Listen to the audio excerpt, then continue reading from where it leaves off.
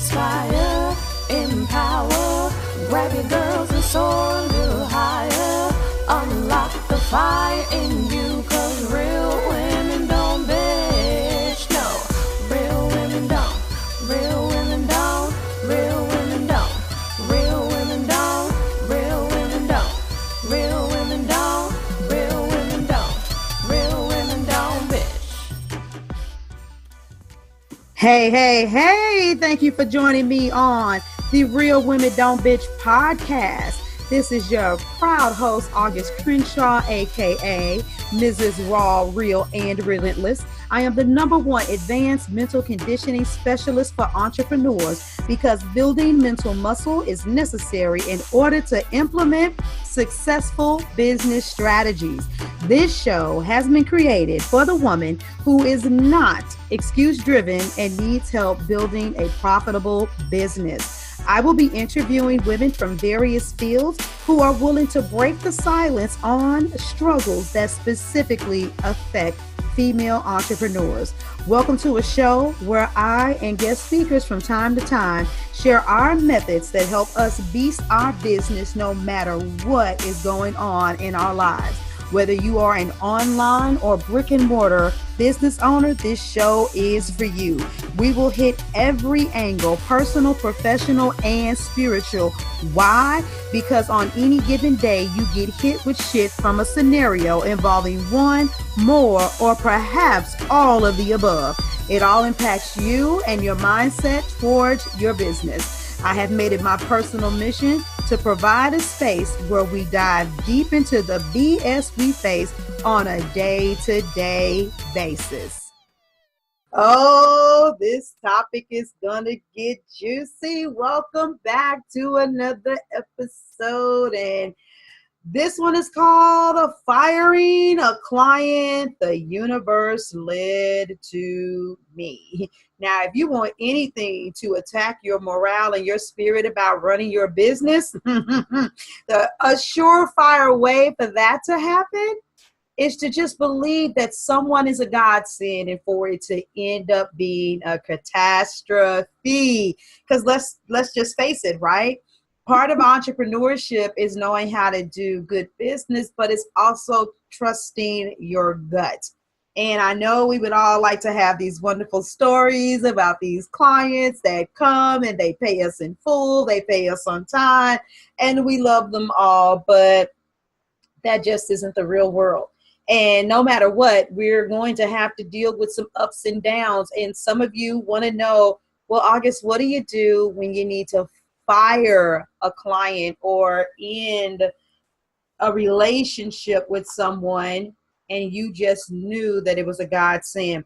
I really know that this is a good one because we can't just talk about the flowers and the roses in entrepreneurship because that's just not real. So we don't do highlight reels here on Real Women Don't Bitch. We do the reality of what it looks like to build a business. So listen to this story about this gentleman who came into my life that I just knew the universe had led to me, to the point that I compromised some of my standards. Ooh, yeah, Miss Raw, Real, and Relentless, compromise her standards. And guess what? If I could do it, that means that anybody else can too. But you better believe that after this situation, I was like, hold up. You made a mistake. Let's rewind that and let's not do it again. Well, anyway, what would happen is, this online arena is a beautiful thing, but I do like people and I like the human touch. So guess what I do? I do networking events. That's a whole nother topic in itself, right? Because we all want to make money online, but we need to meet people. And so while I was living in Houston, I went to these networking events, and I went to one in particular that was off the chain. It was, this like social gathering, had a great time. Music was awesome. Actually spoke to quite a few entrepreneurs that were willing to engage and not be all salesy. I was like, I may be able to come to another event. Well, to fast forward towards the end, before I got ready to leave, the gentleman who was the founder of the organization happened to say, hey, you're a new face. And hi, what brought you here? And because of a woman that I knew had specifically invited me, I decided to go. Now, mind you, I was in Houston. Houston is a very large city. I had driven just about an hour away to get there. And I was like, hey, such and such invited me. This was amazing. I'm glad I'm here. Oh, wow, you came that far. And we had this amazing conversation. And he got to know a little bit about me. I was like, this is great, right? He's concerned about me as a person. This is not what I'm used to at networking events. I'm used to the, hey, hi, my name is August. My name is Bob. What do you do? I'm a coach. I'm a realtor. You have your card? I have my card. Here, you take it, I take it, bam, and the conversation is done, right? That's what we're used to, and it just feels awkward, right? Well, that was not this case. So it was like, that was so freaking amazing, right? And they had another event that was coming up soon, and I was like, I am going to chime in. Well, mind you, during this season of my business, one of the things that I had learned was an awesome tool to use was Facebook Live videos. I was going live every day talking about something. I had established my own Facebook group. I was going live in there. Sometimes I was popping out on my personal page to encourage people, hey, the good stuff is happening in here. And on this particular day, so I want you all to know the universe really, really had me going on this one, right? We're going to blame the universe, not me, right? Well, I decided to do this video about numerical signs because that was something that was occurring to me. And this was also a piece of Auguste stepping out of her shell because I had grew up in such a religious fashion. I didn't want to talk about it. I was, told that numbers were demonic, but I didn't ask for this. And these numbers would appear to me. They would have these meanings and things would always happen. And so I just did this very vivid video explaining how for the past few years, even before I migrated to Houston, this is what was occurring. Well, this gentleman happened to end up messaging me saying, this has never happened to me before. But after I came out of meditation, I saw these numbers. And since I had looked at your video earlier, I decided to look it up. And the meaning of it correlated with where he was in his life right there at that moment. And I was like, oh, wow, that's pretty freaking amazing.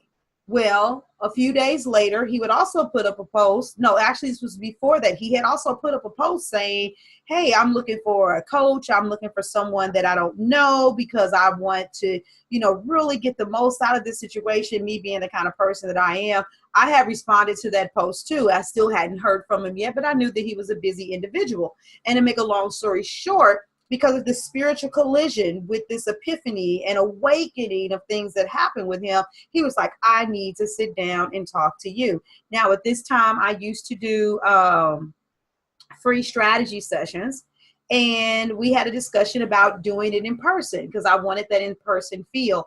And me being the person who likes to raise the bar and provide excellent, or shall I say stellar customer service, I decided instead of trying to get him to navigate to my area that I would navigate to his. And we went and we sat down and we had a great conversation. He treated me to some mimosas. It was a beautiful time. And I gave him his full report. He was like, oh my God, you're so freaking amazing. Fast forward, he referred people to me. I mean, individuals were like, such and such said, I need you. And if he says I need you, then I do. And I'm like, oh my God, this is like really amazing, right? Because I'm seeing that he genuinely values me as a coach. And based on what I identified from our session, he told me that he thought I was brilliant, but his actions were proving to do the same. Well, I noticed a lot of things about his organization. As awesome as it was, there were quite a few things that were out of order. And so I decided to have a conversation with him. I sent him an email and I said, hey, in addition to everything that we discussed with you, I couldn't help but tell you these things. And I didn't tell him everything, but I gave him some bullet points and said, these are some things that definitely need to be in position in order for you to have a thriving organization. Your networking organization, it'll fold if you don't have this stuff in order.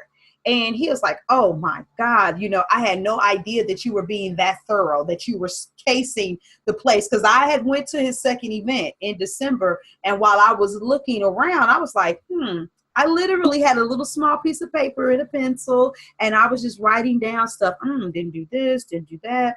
I'm like, this is supposed to be a class act. No, that was tacky. You're just doing my thing.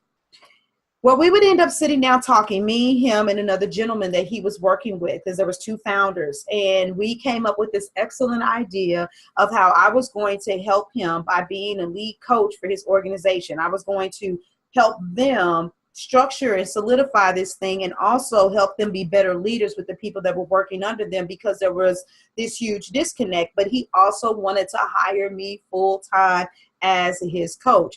Now, one of the things that he did that was my first red flag that I ignored, where he was like, well, if we're going to charge the members of this organization X amount of dollars per month, depending upon how much money you make, then probably that might be enough for it to pay for my coaching. And immediately, because I'm a no nonsense kind of girl, I should have been like, excuse me, you know what? You're a slickster. I'm sorry, we can't work together. But instead, I'm like, okay, he's different. He already has stuff out of order. Maybe he doesn't realize what he said. And I sat there and I said, darling, those individuals are paying and I'm serving them. And it's already the rate that I was going to charge, it was so freaking pathetic. So I was like, no, sir, those individuals are paying for what they're getting, and you need to pay for what you're going to get. Now, here's the funny thing. He lived in a very affluent area, single male. I mean, the apartment complex that he lived in was extremely expensive. He drove an expensive coupe. Won't give too many details just in case somebody that we all know happens to listen to this podcast and puts two and two together in this small little world that seems so large that we live in.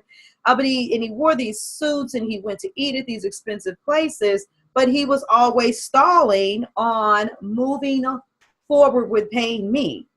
And I was looking at how he was trying to figure out how he could be using the money that these people were paying to cover the charges for his coaching. And at that point, it still hadn't dawned on me that I should let him go. And you want to know why? Because incidents kept occurring, like with the one with the numbers, and things that were spiritual were happening, that I was like, okay, you know what? Sometimes, when you're put on this planet to serve people, you may be put into these situations where they're odd, and maybe, August, you should just be patient. And this individual seems like they're connected. Well, it didn't even seem like it. They really were connected, and maybe by being patient with him, you'll get connected to this big wig or that person that can open up a door for you. And so instead of me being my true, raw, real, relentless self, I was patient. Now, here's the funny thing, right? Part of our agreement was a minimum amount of people had to sign up to be a part of this program. And if they didn't, then I wasn't going to agree to do it.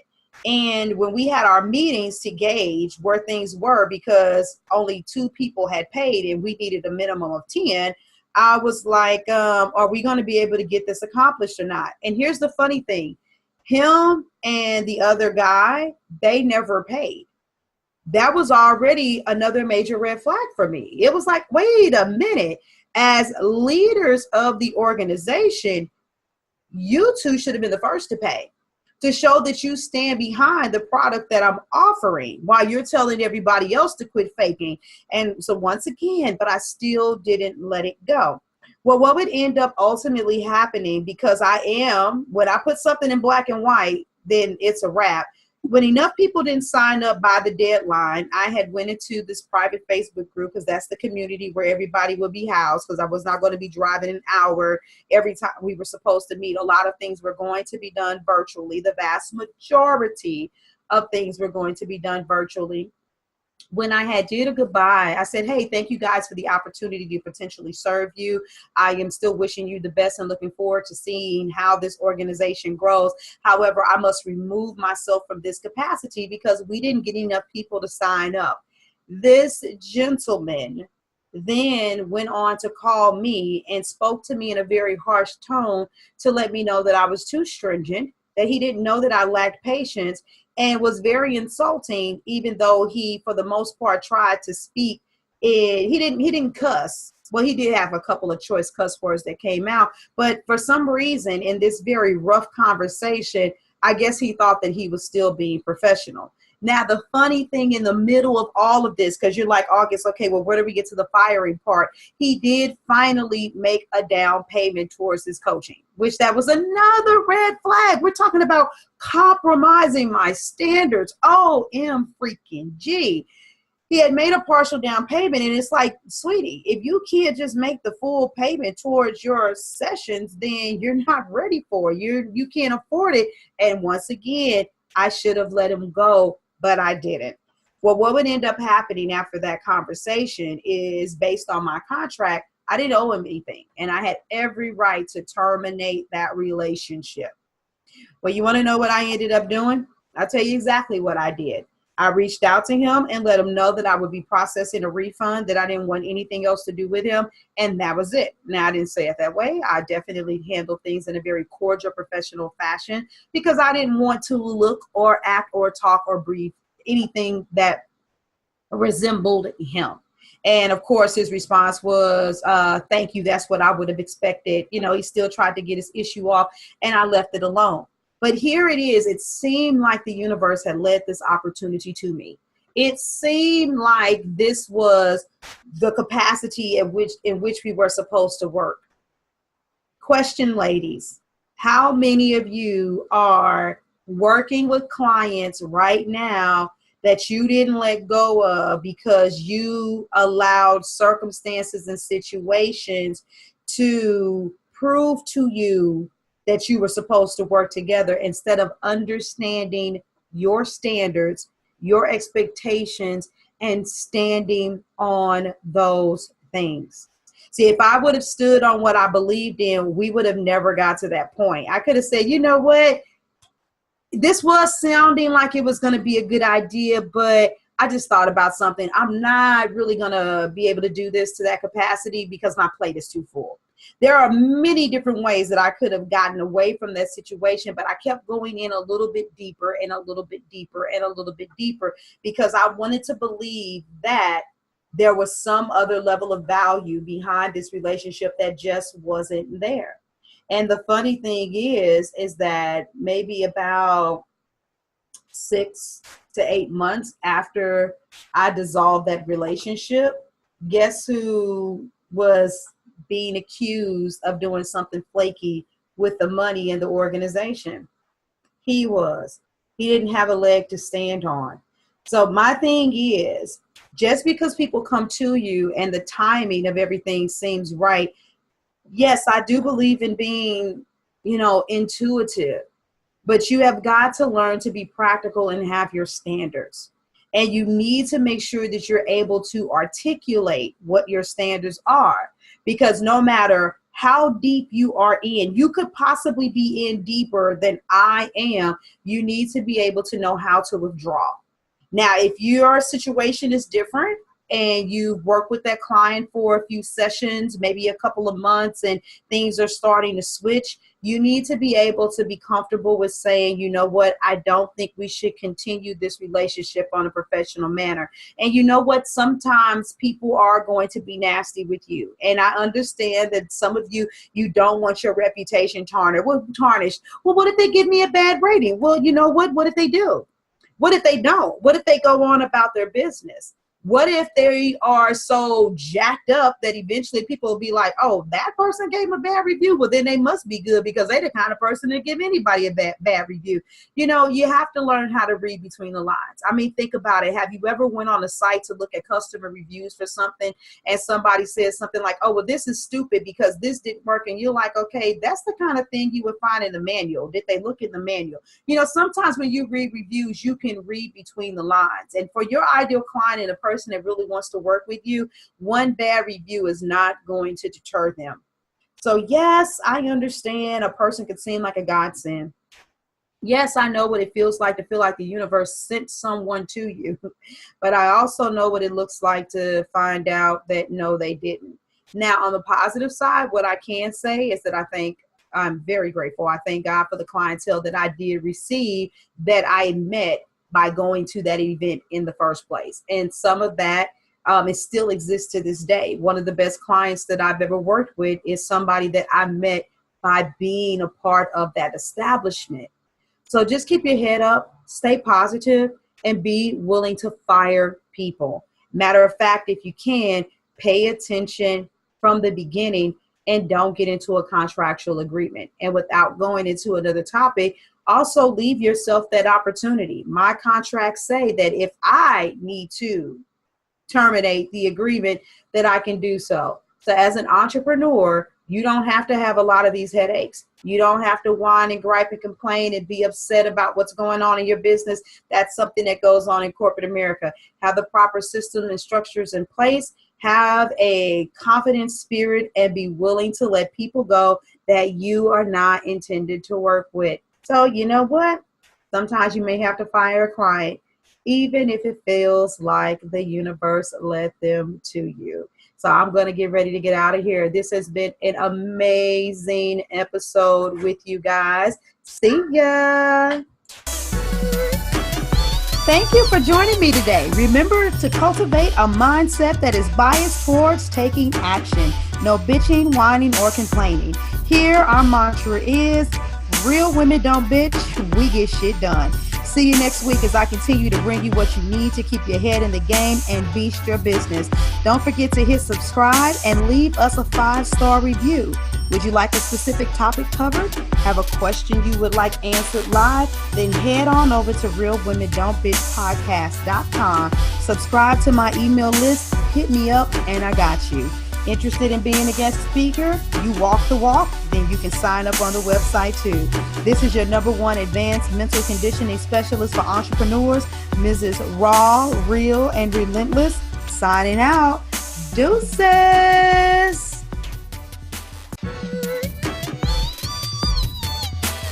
Inspire, empower, grab your girls and soar a little higher. Unlock the fire in you.